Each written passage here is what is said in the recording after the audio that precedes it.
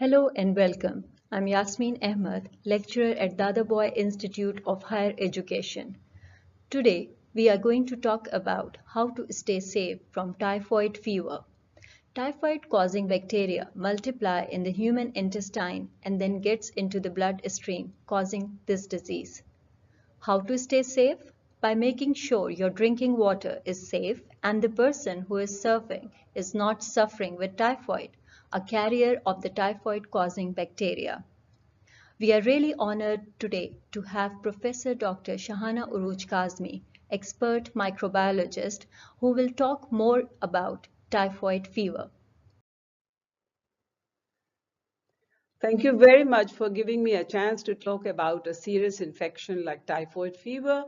This is a disease which is caused by a bacterium known as Salmonella typhi, or the specific name is Salmonella enterica, subspecies Enterica serovar typhi.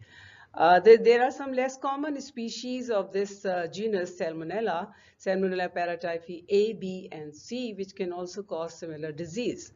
The annual cases of typhoid recorded are in the range of 11 to 21 million.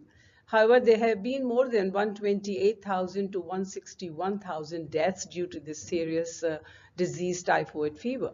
Here you see a picture, the pink color picture is the Salmonella typhi organisms growing in the intestine of human beings. I'm now going to tell you the mechanism of transmission of this bacterium to cause typhoid fever. The major sources of infection are contaminated water, milk, eggs, sometimes contain the disease-causing bacteria also.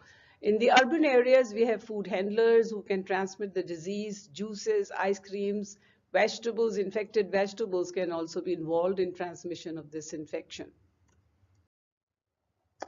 Okay, let's talk about the symptoms of the disease typhoid fever, which is also known as a food or waterborne disease. Major symptoms which are associated with this disease are prolonged fever, headache, nausea, loss of appetite, constipation, or diarrheal symptoms sometimes. Some of the issues associated with this disease, these symptoms quite non-specific and have commonality with a number of other illnesses. So, and also vary from person to person. So some of the symptoms may be present in some people and the others may not have diarrhea or constipation.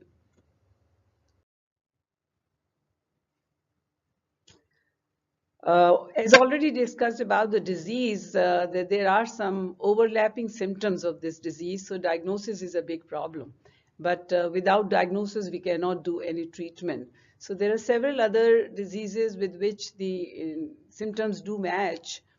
A culturing typhoid-causing bacteria from blood and bone marrow is considered as a gold standard for disease diagnosis, as it is with other diseases also.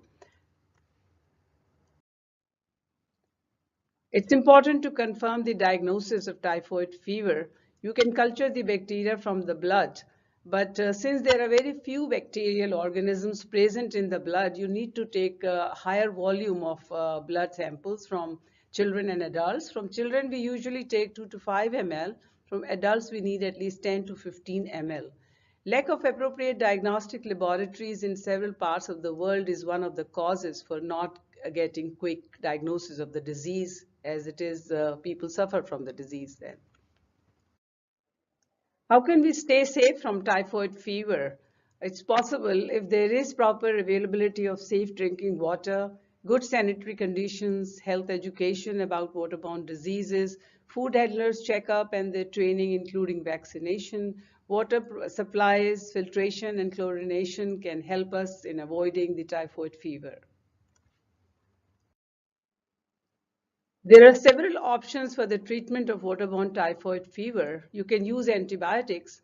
However, the antibiotics have become useless because this organism has developed resistance to a number of antibiotics. So now they are multiple drug resistant salmonella organisms, and now we have some salmonella species which have become extensively drug resistant. So there are very limited choices available for treatment.